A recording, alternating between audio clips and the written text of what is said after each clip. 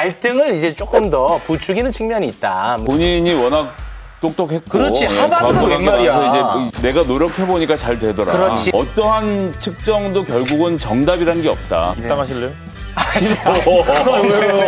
버릇창이 작가 동시에 많은 분들이 또 들어오고 계시는데 약속은 제가 또 지키겠습니다. 네. 이준석 후보님, 네. 이준석 후보에 대한 이제 비판적인 여론 제가 이제 간단하게 좀 정리를 좀 해보자면 뭐 한 몇 가지가 되는 것 같아요. 뭐 예를 들어서 뭐 공식적으로 모아본 게 있어요? 제가 다 모으죠. 네. 성 갈등을 오히려 유발시킨다.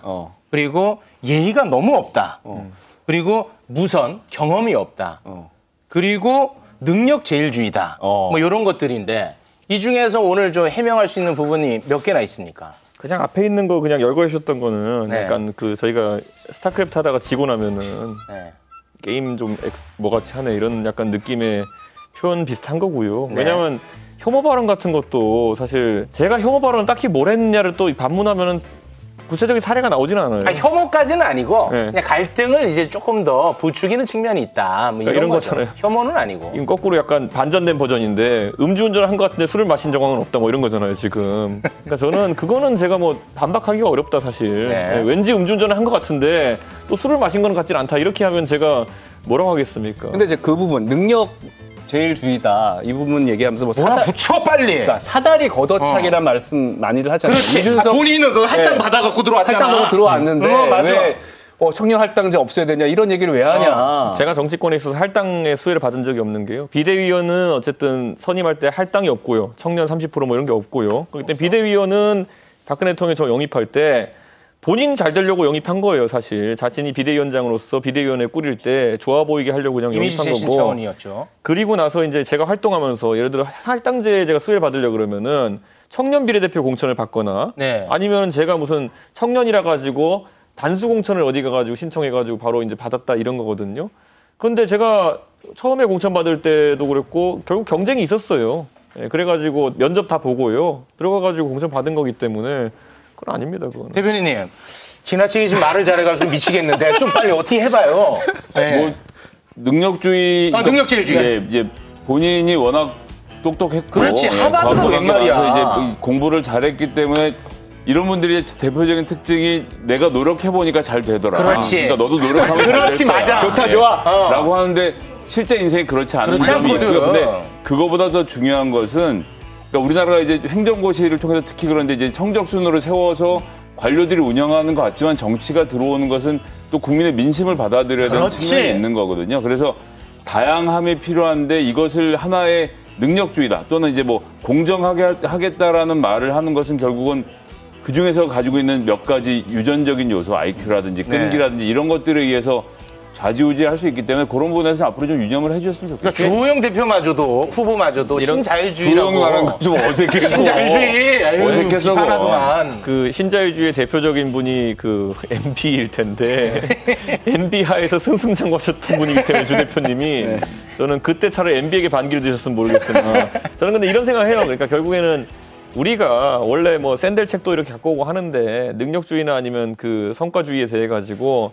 비판은 할 수 있는데 또 그다지 좋은 대안을 지금 제시하는 사람 제가 못 봤어요. 예를 들어 지금 우리나라에서 뭐 조국 장관 사태 이후로 결국에는 그런 어떤 성과주의가 아닌 방식에 대해서 오히려 비판이 강한 상태고 젊은 세대가 그것도 불공정하다고 생각하기 때문에 오히려 성과주의로 눈을 돌리는 거거든요. 그러니까 이것에 대해서 저도 성과주의, 순수 성과주의가 완벽한 대안이라 보진 않아요. 그런데 지금 상황에서 거기서 뭐 할당을 하고 가산점 한다 그래가지고 제 생각에는 젊은 세대가 더 공정하다 생각하지는 않을 겁니다. 그 대안을 찾는 노력은 하실 겁니까? 만약에 당대표가 되시면. 그러니까 이걸 할당이나 가산점의 문제로 돌리면 안 되고요. 예를 들어서 무디스 같은 전 세계적인 신용평가 그룹에서 기업의 남녀 CEO 비율이나 이런 것들 다 따져보거든요. 그리고 다양성이 있는 회사일수록 잘 된다는 증명을 경영을 통해서 해낸 것이고 이것을 무조건 이 능력주의로 가면 내가 예를 하나만 딱 간단한 걸 들면 미국에서 IQ 검사를 하면 백인들이 흑인보다 높게 나온다는 통계가 있어요. 왜 그러냐? 문제를 백인이 내니까 그 문제를 푸는 흑인들은 그 문화에 익숙지 않기 때문이거든요. 어떠한 측정도 결국은 정답이라는 게 없다. 그렇기 때문에 항상 다양성을 유지하려는 자세가 포함되어 있어야 되는데 뭐 그런 부분들에서 좀 보태서 가시더라고요. 김성애, 기가 막힙니다. 이게 원래 사실 제가 진중권 교수랑 하고 싶었던 논쟁인데 네. 거기는 뭐 이상하게 서로 막 하는데 이상하게. 사실 저희가 통계에 대해서 굉장히 위험한 부분도 있는 게요. 실제로 통계를 이제 정치적 논쟁의 영역을 끌고 나오면은 상당히 많은 차별이나 아니면 뭐 때로는 혐오에 이끌 수 있는 발언까지 용인해야 되거든요. 근데 통계라는 거는 어떤 거를 이제 현상을 보고 그걸 통해서 해석을 할 수 있는 여지가 많은 거잖아요. 통계. 근데 예를 들어 이런 거예요. 예. 가장 대표적으로 저희 학교에 옛날에 하버드대학교에 총장이 무슨 말을 했다 잘렸냐면요. 여성이 남성보다 수학과학을 못한다고 했다 잘렸어요. 예, 근데 그건 통계적으로 보면 그런 경향성도 나타나기도 하거든요. 근데 그런 말을 하는 것 자체가 차별을 야기하는 것이라는 인식이 네네. 있는 사회도 있어요. 그래서 제가 이제 고3 아이를 키우고 있어요. 딸을 키우고 있어서 잘 아는데 예, 요즘은 실제로 수학과학 성적이 여학생들 높기도 해서 이게 이제 뇌학으로 해서 남자가 더 수학을 잘한다는 것은 사실은 이제 통계상으로 좀 입증이 안 되고 있습니다. 죄송한데 지금 불필요하게 너무 토론의 질이 높거든요. 네, 이런 식으로. 지금 그리고 약간 지금 이준석 후보에 대한 토론이었는데 다른 뭐 남녀 진행자의 탓이지 뭘 근데 어쨌든 간에 지금 뭐 이준석 후보가 대세인 건 또 사실이니까 솔직히 이쯤 되니까 좀 확신이 좀 생기죠. 당대표 될 것 같죠. 무슨 소리입니까? 항상 겸손합니다. 겸손합니다. 와, 이거 웬일이야. 안 넘어가네. 뭐가 다 거쳤어, 이거 뭐야? 겸손한 자세로 항상. 와. 아니 저런 표정이 무슨 겸손한 표정이요. 알겠습니다. 지금 우리 저 카메라 감독님들이 네. 지금 짐을 싸고 계십니다. 이준석 후보님은 행여나 당대표가 되면 네. 뭐 제일 먼저 하고 싶어요?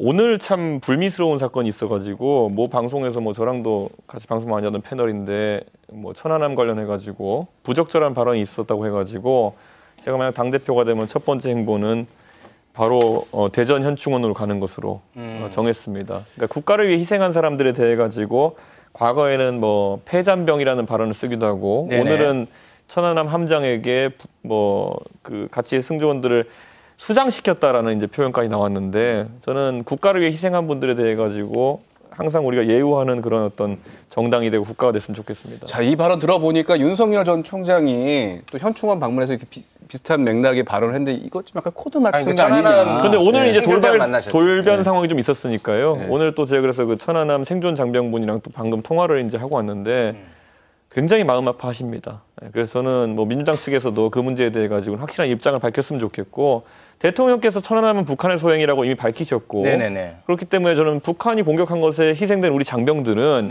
절대 수장, 폐잔병 이런 용어로 표현하면 안 되는 분들이라 생각하거든요. 네. 저는 뭐 개인적인 어떤 실수였다 보고 그런 부분은 민주당에서도 좀 정리했으면 좋겠습니다. 생존 장병들에 대해서 유공자 처리를 안 해주고 있었던 정부에서 하실 말씀은 아닌 것 같고요. 그리고 문재인 정부에 들어서 지금 이제 되어가고 있고 그래서 저는 뭐 관련돼서는 저는 군대에선 낙인을 찍고 보수에선 이용을 하고 진보는 외면을 한 비극이었다고 생각합니다. 지금 34분의 생존자분들이 제대를 하셨고 제대를 해야 유공자 신청을 할 수 있는데 이 중에서 지금 21분이 아직도 유공자 이 대우를 못 받고 있고 이것 때문에 지금 시위를 하고 계시거든요. 현재 가서 국방부 앞에서 농성을 하고 계시는데 이런 분들의 목소리를 들었는데 이분들이 우리의 전쟁 연웅이고 우리나라를 지켰다가 몸과 마음을 다치신 분들인데 당연히 국가 이런 분들의 예우를 해드려야 한다. 저 뭐 그 점에서 뭐 전혀 이견이 없습니다. 입당하실래요?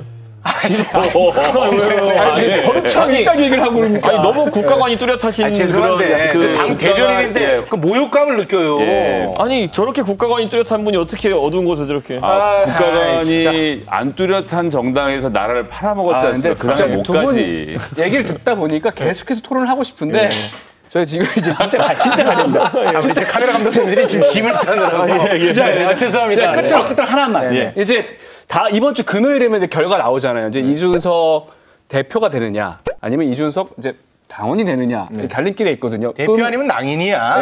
그러니까 대표가 되면은 이제 이 코너 못 나오게 되는 거잖아요. 최대 피해자지 우리 김성애. 그러니까 뭐 미리 좀 소회를 좀 약간 들어보죠. 아니 그 어쨌든 다음 주는 한 번 더 만약 당락과 관계없이 나오셔야지. 그건 모르는 일이니까 어쨌든. 와 진짜 겸손하다며 또 어떻게 그렇게 또 확 바뀌어? 아니 갑자기 뭐 이 시간에 중대사가 잡힐 수도 있으니까요. 아 그래요? 네. 와 그런 중대사가 어디 있어요? 정적에 절대 없습니다. 우리랑 다른 사람 같아. 어쨌든 한 말씀 해주세요. 뭐 내일을 준비하는 대한민국이 당신을 빼놓지 않도록 한 표 부탁드립니다. 야 진짜 안 어울린다. 진짜 안 어울려. 어쨌든 금요일 금요일날 결과 국민의힘에서 보고 처음으로 박수 쳐봤다. 다음 주 월요일에 네, 어떻게 결과 알겠습니다. 보도록 하겠습니다. 뭐 어떻게 될지 아무도 모릅니다. 모릅니다. 네, 뚜껑을 열어봐야 아는 거고. 일단은 김성애 대변인님은 아무튼 많이 좀 불안해하는 것 같은데. 열심히 하겠습니다. 네, 알겠습니다. 오늘 이 정도로 마무리 짓겠습니다. 네. 끝까지 함께해 주셔서 고맙습니다. 고맙습니다. 예, 감사합니다. Stay